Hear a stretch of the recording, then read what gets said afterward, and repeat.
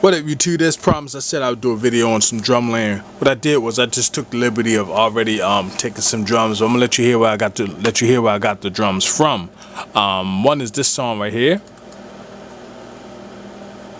Bear with me.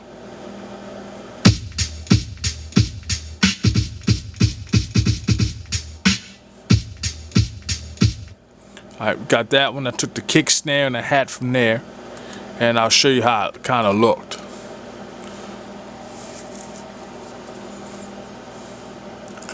Zoom in,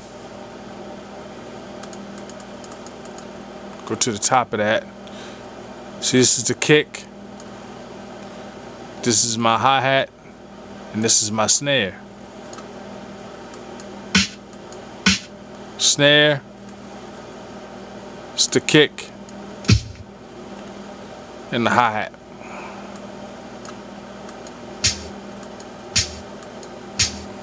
So I exported those. Pretty much what you do is you just select what you want. And generally I always zoom in so I can get a real good look at what I'm getting. Then I'll probably go to the tail end and maybe fade that out. Normalize it. Then export it to a folder. So I made a folder inside my Overlord Drums folder called Test. And I sent those things to there. So far what we got is I got kicks and snare from that song. Then I took this song right here. I should just slide it in.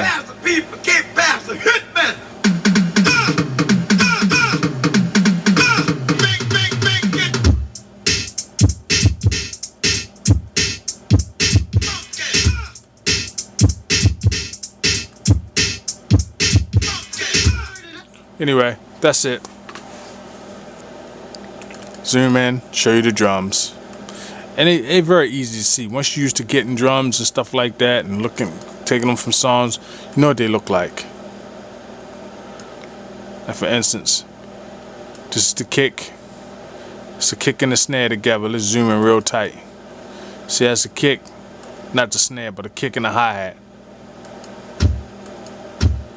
Kind of low, you can't really hear it because that kick kind of got a little, it's like a soft kick. That's it. Just the hi-hat, took that, and the snare, took that.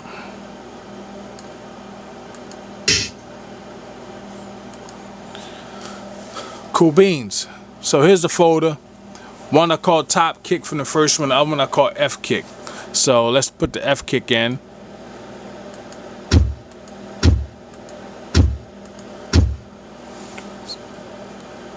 Then I took the top kick, threw that in. That's how they sound together. Now generally what I do is I give them different volumes so they don't occupy the same space, and plus to give a variance to the sound. So just giving more volume to the F kick over the top kick. Now if I give a little bit more volume to the top kick and decrease the volume on the F kick, I'll get a different sound. And that's where we at. And then what I may do to certain kicks, like this particular one, let's solo this. I might go to my effects, I may add some compression. I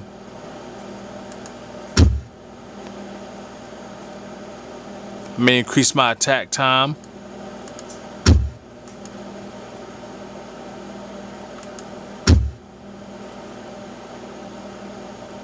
Hit OK. And it gives me it's a little more punchier in the beginning because it attacks a lot sooner. Then I may want to select this kick here. I may want to go to my effects. I may want to go to equalization on this one, and I may want to use some of the presets inside Audacity, like the RCA Victor or the Columbia LP, just to give it a different sound. Now I preview it.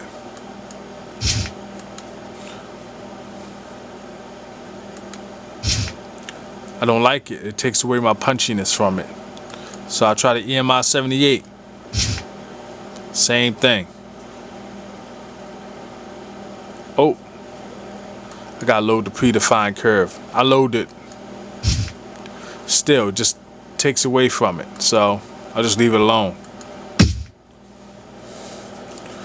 But I can go to my compression and increase the attack.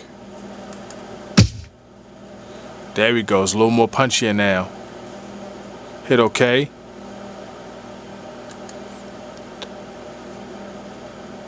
Now I go to EQ.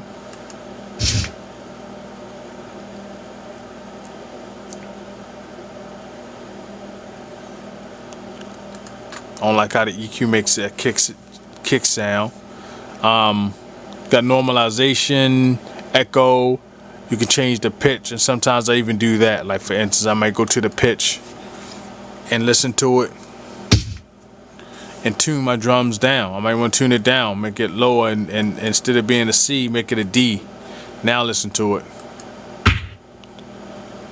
Sounds more gated now, just by being at a different pitch lower. So it's a lot of different things you can do to your drums to give them a decent sound.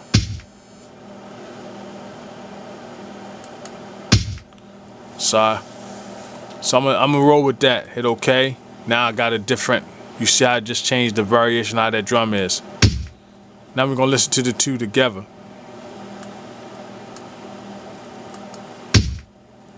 Alright, now if I like that, after doing those adjustments, I hit File, I hit Export Selection, and that's gonna take those two together. Now I'm gonna call them the L kick, because they're layered,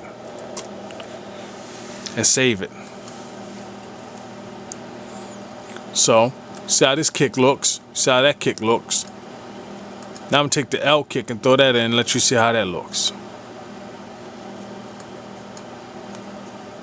And that's how those two kicks looks together.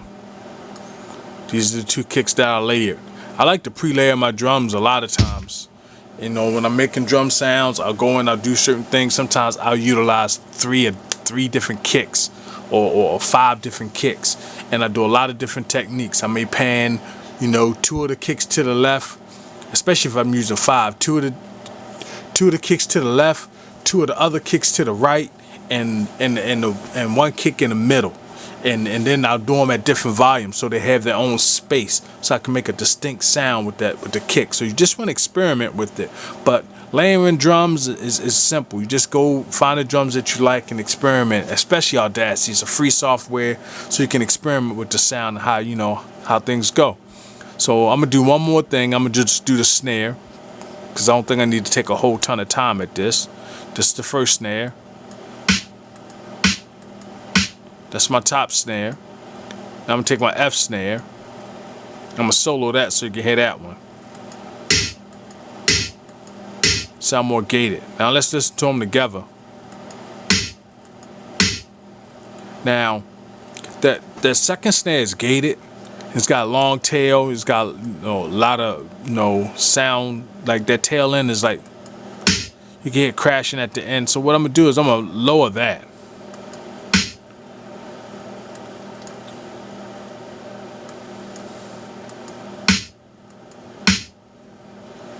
Bring it up a little bit. And I like the way those two sound together. Now we do the same thing. Maybe we go to my effects. Select something first. Solo that. I like the way that sounds. I don't want to compress that at all. I just like the way that sounds. I may do some compression on this one.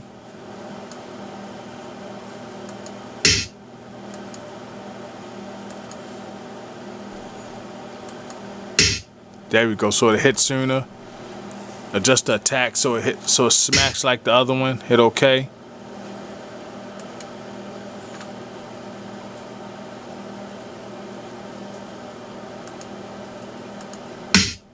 Now that's a strong snare right there. Now same thing. I'll take them, take the 2, file, export the selection, call it L snare.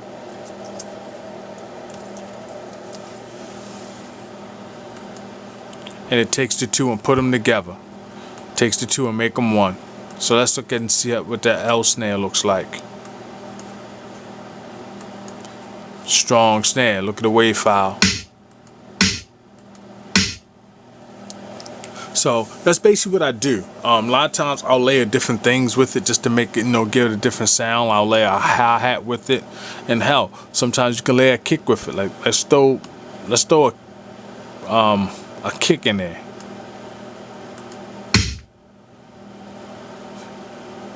All right, and I will lower the kick a little bit. And I got a unique sounding kick with a unique sounding snare for kick under it. The kick is a little lower, but it makes the snare sound a little bit more fuller. Now I got a unique sound of snare just by putting the kick and the snare together.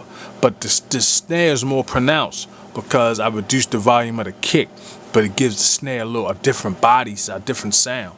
So a lot of times you listen to a lot of producers and they listen to their drums, it's got a distinct sound because either one they making them or it's just a particular sound that they gravitate to. But use Audacity to layer your drums. It's a great tool. Like I said, I really go more deep in depth with other programs like T-Rax and Isotope, because those are some great softwares, and you can actually use them with Audacity because Audacity accepts plugins. So when you go to your effects, it'll be there, and you can pull up those things inside of Audacity and utilize them to make a unique, a very, very, very, very unique sound. So that's how I layer my drums. It's no magic to it. Just want to experiment and see how it sounds and have fun with it, play with it. Get drums from many different sources. Even if you got drums from sound kits, I do the same thing. I'll take different drums from different sound kits to get a particular sound. And I also use that to gritty up my drums too, to give them that effect. So it's a lot of different things that you can do.